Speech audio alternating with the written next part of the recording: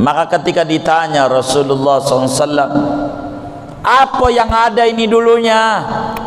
Kata Rasulullah menjawab, kana Allah walam yakun syai'un qablah. Wahai sahabatku, Allah udah ada dari dulu. Sebelum Allah kagak ada apa-apa. Surga nggak ada, neraka nggak ada, arsy nggak ada.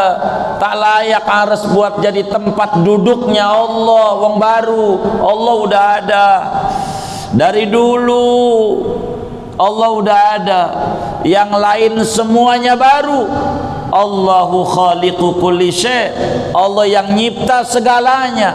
Ada lauhul mahfud, ada qalam, ada arsy, ada segalanya. Allah udah ada dari dulu. Kana Allah wa lam yakun syai'un qabla. Allah udah ada sebelum ada apa-apa. Bumi baru. Jangan dikata dari dulu bumi udah ada. Enggak, yang ada Allah. Allah mawujud, azali, kidam. Allah dari dulu sudah ada. Kalau kita baru karena dicipta. Ajarin tauhid. Orang tuh tauhid dulu. Sebelum ngomong ini ngomong itu, biar orang benar. Belajar tauhid dulu. Itu mah yang dibaca-baca level 3, level 3 sampai duren 3. Ya Allah, mau ngapain? Tauhid pelajari dulu biar benar. Begitu. Siapa itu yang punya rencana cucunya dikasih nama Sambo? Ya Allah, ngaji tauhid. Tauhid dulu. Ini nih, ji'nak ya habibana ya Rasulullah linatafaqqaha fid din wa linas'alaka an awwali hadzal amri ma kana ya habibana Muhammad. Kami datang nih pengen ngaji, pengen diajarin ngaji, maka luhur sahabat. Nggak ada kepentingan yang lain kecuali kepentingan pengen jadi orang benar. Nanya, yang ada duluan apa? Kata Nabi, kan Allah. Allah sudah ada dari dulu. Bahasa kitanya kita. Dari dulu Allah sudah ada. Yang lain hudus, baru. Walam yakun syai'un qablah. Enggak ada apa-apa sebelum Allah, enggak ada. Allah dulu yang ada. Semuanya itu baru, makhluk dicipta oleh Allah. Tadinya enggak ada, bumi enggak ada, langit enggak ada. Maka bila ada yang berbentuk piring bundar, ada yang bunderin. Langit nggak pakai tiang, ada yang menetapkan. Pengen pakai kagak pakai tiang.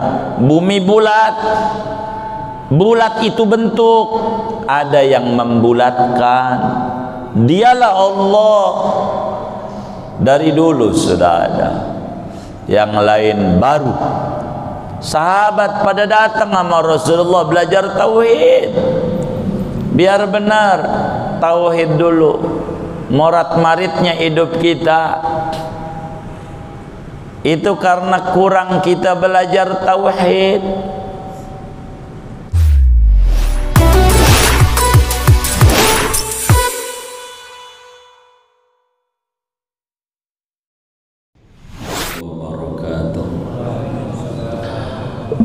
Bismillahirrahmanirrahim. Alhamdulillahi rabbil alamin. Wassalatu wassalamu ala sayyidina Muhammadin wa ala alihi wa sahbihi ajma'in. Allahumma inna nastahdika li arsyadi amrina wa zidna ilman yanfa'una warzuqna al-ikhlas wassadad linashril ilmi wa li ta'lim wa ta'allum wa li khidmati kitabika wa sunnati nabiyyika Muhammadin sallallahu alaihi wasallam. Wa rawal Bukhari an Imran bin Husain radhiyallahu anhu qala, telah meriwayatkan oleh Imamul Bukhari dari sahabat Nabi Imran bin Husain radhiyallahu anhu qala, berkata Imran, ji'naka linatafaqqaha fid-din, kami datang kepadamu ya Rasulullah agar supaya dapat memahami oleh kami tentang agama. Wa linas'alaka an awwali hadzal amri ma kana, dan hendak bertanya kami kepada engkau tentang mula-mula ini perkara, makana apa itu. Qala sallallahu alaihi wasallam, bersabda Nabi sallallahu alaihi wasallam, kana Allah wa lam yakun syai'un qabla, telah ada oleh Allah dan tidak ada sesuatu apapun sebelum Allah. Wallahu a'lam bishawab. Segini,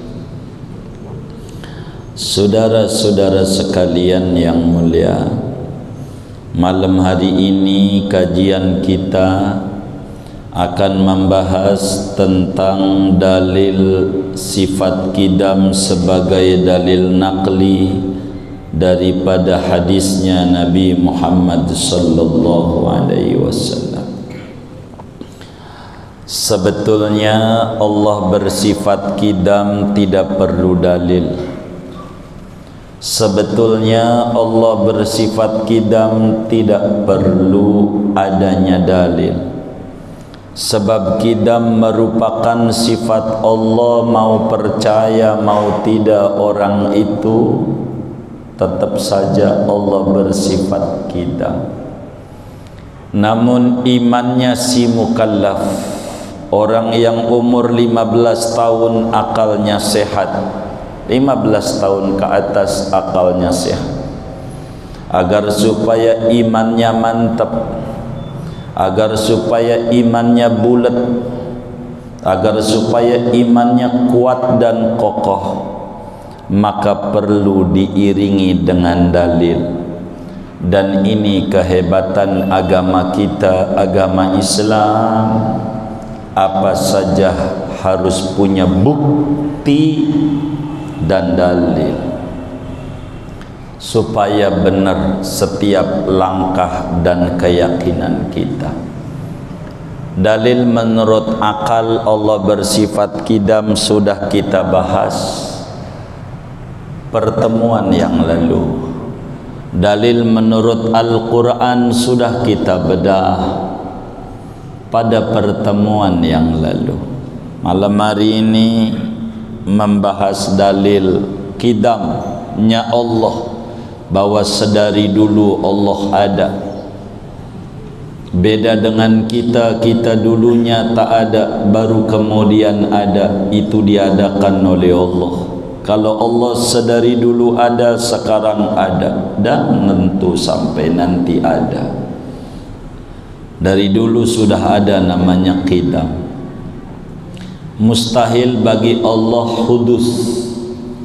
Hudus itu bahru, adanya berpermulaan.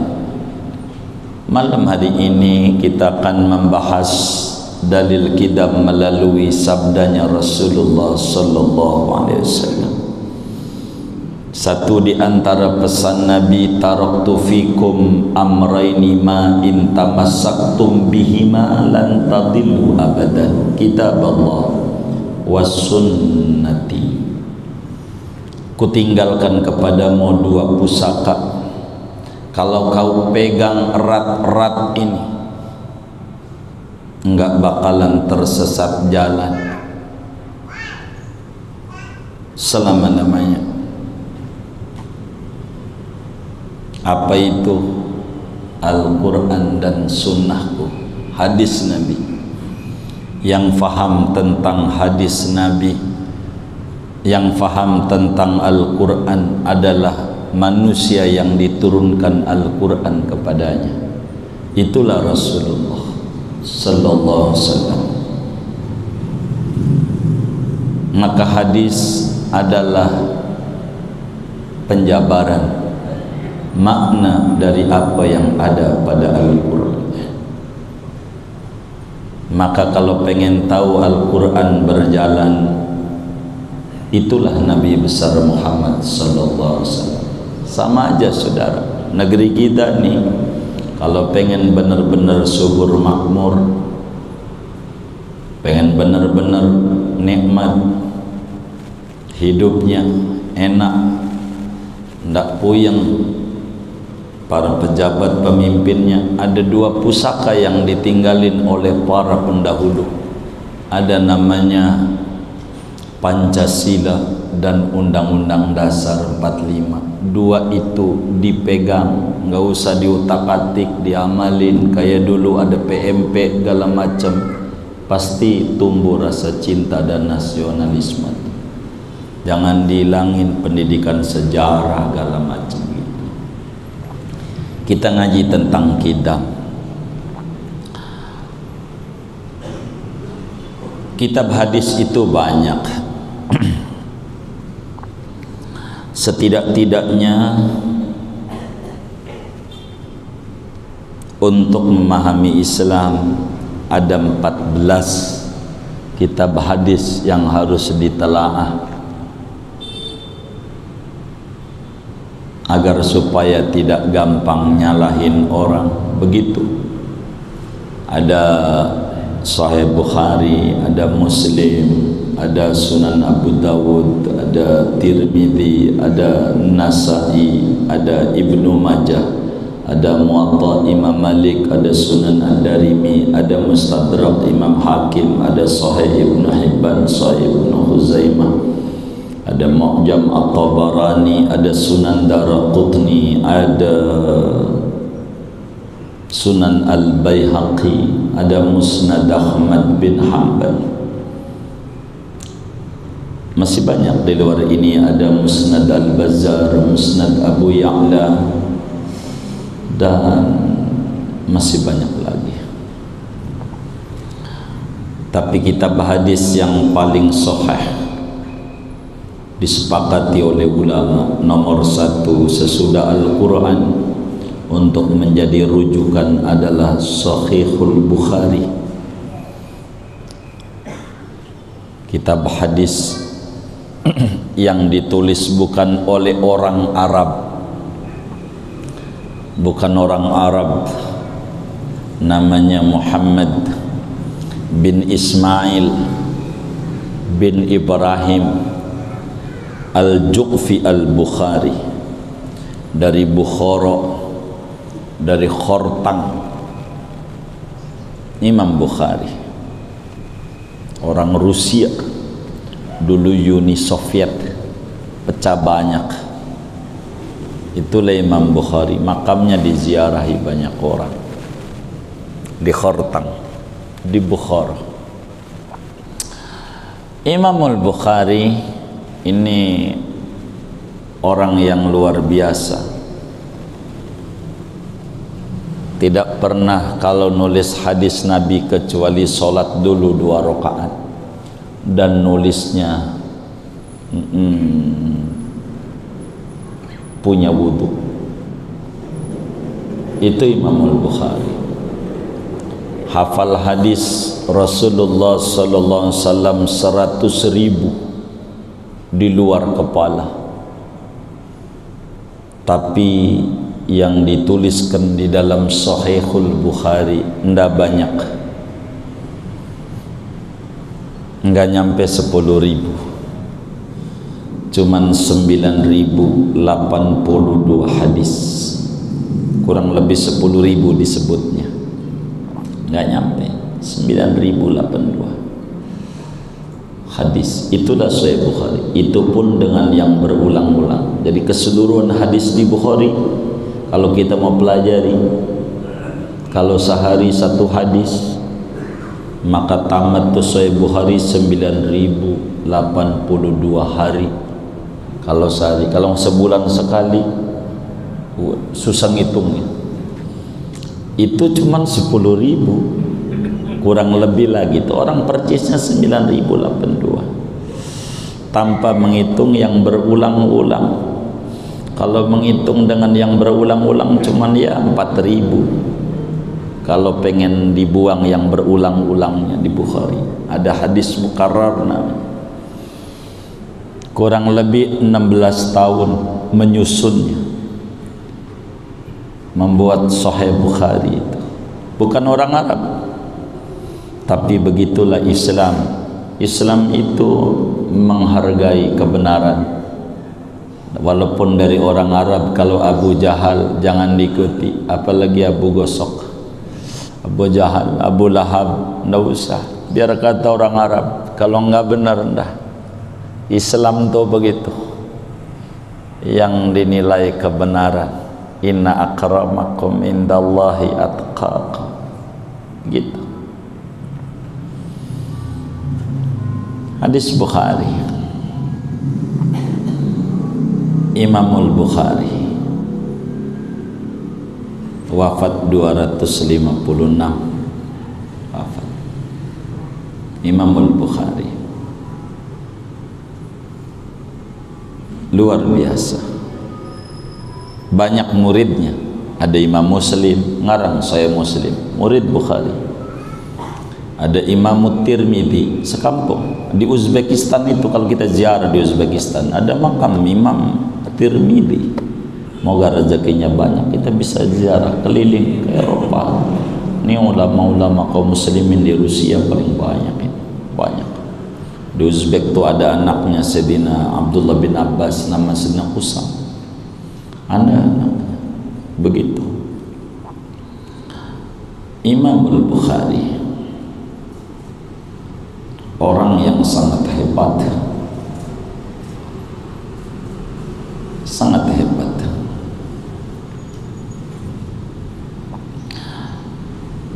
Di dalam Sahih Al-Bukhari, Imam Al-Bukhari meriwayatkan hadis ini dalil kidam, tapi saya harus terangin satu demi satu biar kita bisa memahami betul tentang kedudukan hadis. Ada sahabat Nabi agung besar, namanya Imran bin Husain, orang dari suku Khuza'ah, namanya disebut Al-Khuzai. Al-Khuzai, Imran bin Husain, sahabat besar Rasulullah sallallahu alaihi wasallam, masuk Islam pada tahun ke-7 Hijriah. Masuk Islam tahun ke-7. Di mana di tahun itu masuk Islam juga Abu Hurairah, masuk Islam tahun ke-7. Tapi Abu Hurairah ikut sama Nabi terus, nggak pernah pergi dari Nabi. Maka Abu Hurairah banyak riwayatin hadis. Padahal tahun ke-7 Hijriah masuk Islam. Nabi kan wafat tahun 10. Abu Hurairah riwayatin hadis ke umat 5.374 hadis. Terbanyak periwayatan hadis oleh Abu Hurairah. Bareng masuk Islamnya oleh Sayyidina Imran bin Husain pada waktu hari perang Khaybar meledak. Maka Imran bin Husain masuk Islam bersama abahnya Husain. Abahnya Imran bin Husain ini sahabat besar, disalamin oleh malaikat 30 tahun. Malaikat ngucapin salam sama Imran bin Husain, Assalamualaikum ya Imran. Itu rame rumahnya, siang malam rame. Bahasa kita orang Malaikum Imran. Malaikum Imran. Itu enggak kelihatan orangnya. Nanya sama Nabi, siapa ini yang salam? Yang salam malaikat. 30 tahun malaikat pada salam sama Imran bin Husain. Orang yang sangat luar biasa, Sayyidina Imran bin Husain. 30 tahun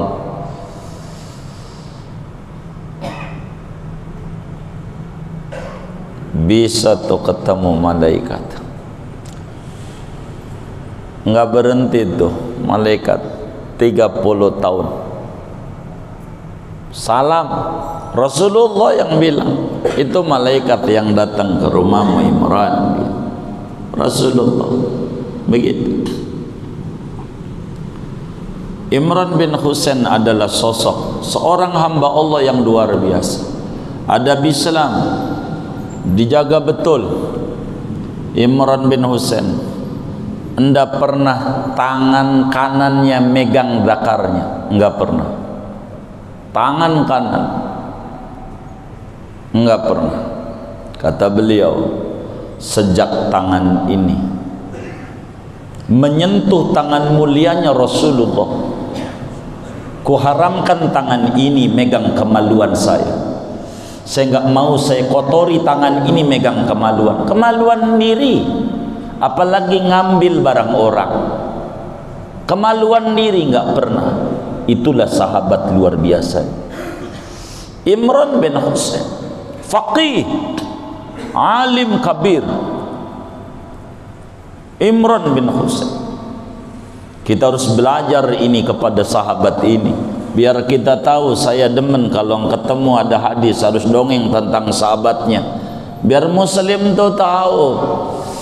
Jangan sembarangan ngomong sama sahabat Nabi, nggak ada apa-apanya kita dibanding mereka. Imran bin Husain menjadi teladan orang yang di akhirat masuk surga duluan. Itu Imran salah satunya, di bawah barisan Sayyidina Abu Bakar Siddiq. Sakit, mohon maaf, enggak mau berobat ya, enggak mau, apalagi nulis di status, gue lagi demam nih. Enggak ada. Emang handphone juga waktu itu enggak ada. Enggak ada Imran bin Husain. Bukan kita melarang berobat, bukan. Ada orang yang kelasnya tinggi, pokoknya kalau kemudian sakit dirasakan sakit. Sebab ada orang mencela demam, huma. Aduh, demam sialan. Kata Nabi, la tasubbul huma, jangan anda menyela demam. Itu dia datang menggugurkan dosa anda. Jangan anda mengeluh. Enggak pernah mengeluh Imran bin Husain dalam hidupnya. Ngeluh enggak. Disuruh berobat enggak mau. Sampai dibilang, kan Rasulullah nyuruh berobat. Betul. Tapi Rasulullah bilang ada 70.000 orang yang masuk surga enggak pakai diperiksa-periksa, ngantri-ngantri. Siapa? Orang yang kalau sakit enggak berobat, bukan anti berobat, dia ridho dengan ketentuan Allah, dinikmati. Karena wabil qadari khairihi wa syarrihi minallah, yang gak enak dari Allah dinikmati, dilupakan itu sakit, enggak dirasa. Ngajar-ngajar, ada ulama besar di Betawi ngajar juga di Al-Ma'ruf kalau Kamis pagi dulu, Hadratus Syekh Muallim Syafi'adani. Sakit enggak dirasa dia sakitnya, enggak menghalangi rasa sakit yang ada untuk mengajar. Cabut itu dari Pertamina, pergi mengajar di Nikmatul Ittihad. Enggak sakit-sakit, tapi enggak boleh sakit ini menjadi menggugurkan kewajiban dia untuk menyebarkan agama. Punya guru ke atasnya, ada sanadnya, namanya Imran bin Husain. Sakit, bukan main sakitnya Imran, luar biasa. Penyakitnya ambeien. Dari dulu tu ambeien ada ngadu sama Rasulullah sallallahu alaihi wasallam, ya Rasul, ini ambeien saya ini gede, sekarang nggak bisa ke masjid, ambeien tebol saudara, keluar, udah berat. Bahasa kita orang dokter sekarang stadium 4, udah parah. Dia ngadu sama Rasulullah sallallahu alaihi wasallam, ya Rasul, ini bagaimana, saya nggak bisa diri. Dari beliau ini kita dapat banyak ajaran hukum. Alim, zuhudnya minta ampun, alim kabir. Kata Imam Hasan Basri, tabi'in besar, tidak kulihat orang yang hijrah ke Basrah dari Madinah sehebat daripada Imran bin Husain. Imam Hasan Basri 70 gurunya sahabat Nabi, salah satunya Imran, tapi tidak kutemukan orang sehebat Imran. Ntar kita ngomongin cerita hijrahnya, cerita Madinah dulu. Nabi ambeien saya berat, bagaimana ini? Kata Nabi, salli qaiman fa illam tastati' fa qaidan fa illam tastati' fa ala jambin. Dalam riwayat Nasa'i, fa illam tastati' fa mustalqiyan. Imran, salatlah anda berdiri, dan salat wajib berdiri. Kalau salat wajib, maka dalam mazhab kita berdiri rukun salat. Dari ini, tapi kita enggak beda itu. Kita beda Imran bin Husain radhiyallahu anhu. Kalau enggak kuat duduk, kalau enggak kuat duduk miring, enggak kuat miring terlentang. Diajarin cara-cara salat. Jangan sampai sakit enggak salat. Sakit menggugurkan dosa, enggak salat dosanya gede. Jangan-jangan minus, diampuni dengan dosa yang diperbuat gara-gara salat, gara-gara sakit enggak salat lebih gede enggak salatnya. Jangan sampai enggak salat. Maka kemudian itu setelah kurang lebih 5 tahun ambeien, luar biasa ujian yang menimpa Imran bin Husain. Ngadu sama Nabi, Nabi doainlah biar sembuh. Ini udah nggak bisa diri, sholat kurang maksimal. Sabar aja Imran, pengennya sih maksimal ya Rasul. Dulu begitu dia. Akhirnya didoain sama kanjeng Nabi Muhammad sallallahu alaihi wasallam, sembuh total. Emang Nabi dokter, menguasai segala ilmu kesehatan. Sembuh, dari tiduran bisa diri Imran. Ke masjid baru sehari dia diri. Dia ngadu sama Rasulullah SAW, Nabi, ada masalah dalam hidup saya. Apalagi kemarin-kemarin ada yang datang ke rumah, Assalamualaikum ya Imran. Suaranya ada, hendak berhenti siang dan malam, tapi orangnya enggak saya lihat. Sekarang enggak ada. Kata Nabi, tahu enggak Imran siapa itu yang datang? Enggak tahu. Itu malaikat senang dengan kesabaran engkau, sakit terus ibadah dan tidak berhenti mengajar. Jadi yang datang malaikat ya Rasul. Iya. Lah kemana malaikat? Apa yang mau dibanggain oleh malaikat? Ente udah sembuh. Oh, jadi gara-gara sembuh ini malaikat jadi hilang. Iya, seneng ente ridho dengan ketentuan Allah. Sekarang gak ada yang dibanggain lagi dari kesabaranmu. Ya Rasul, tolong doain lagi biar balik lagi tuh penyakit lebih gede dari yang ada. Gak apa-apa. Beneran ya Rasul, mintakan nama Allah supaya balik lagi tuh penyakit. Lagi diri jomplak Rasulullah doa, 30 tahun diselamanin malaikat, ndak berhenti siang dan malam. Hebat, mujabud dakwah, orang yang doanya manjur. Bila ada saudara yang sakit, hadaratina Imran bin Husain, minta sama Allah karomanya Imran sembuh, sebab salah satu orang yang mujabud dakwah, apa aja yang dia doa mesti Allah bayar kontan di dunia. Itu Imran orangnya, salah satunya. Hebat. Beliau kemudian hijrah menyebarkan ilmu ke Basrah, sampai akhirnya beliau meninggal dunia di Basrah tahun 52 Hijriah. Imran mengajar, enggak banyak hadis yang diajarin, yang beliau sampai nama umat, tapi semuanya hadis hukum.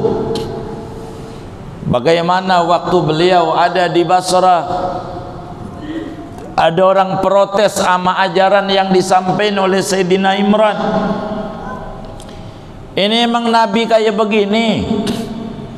Karena beliau cerdas memahami hukum-hukum Allah.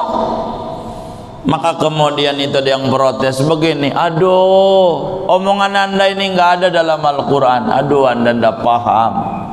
Kalau ngomong nyari Quran, jangankan yang saya omongin, rakaat sholat aja ora ada dalam Al-Quran. Isya 4, subuh 2, dohor 4, asar 4, maghrib 3, kagak ada bunyi itu dalam Al-Quran.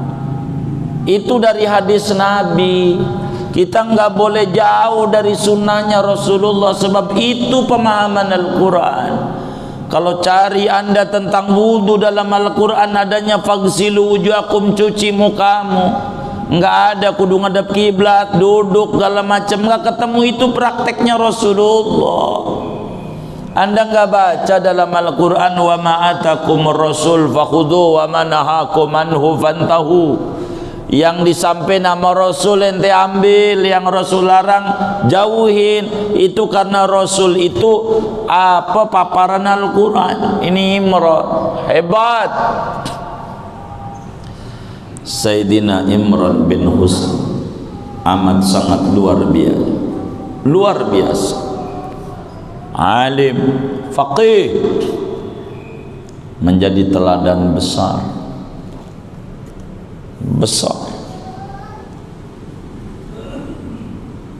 Imamul Bukhari ngambil hadis dari Sayyidina Imran bin Husain. Kata Imran, datang rombongan dari Bani Tamim. Ini hadisnya berawal begitu, ada titik-titik. Bani Tamim datang, marhaban busyrakum ya Bani Tamim, kabar gembira buat anda wahai Bani Tamim. Dia bilang, basyirna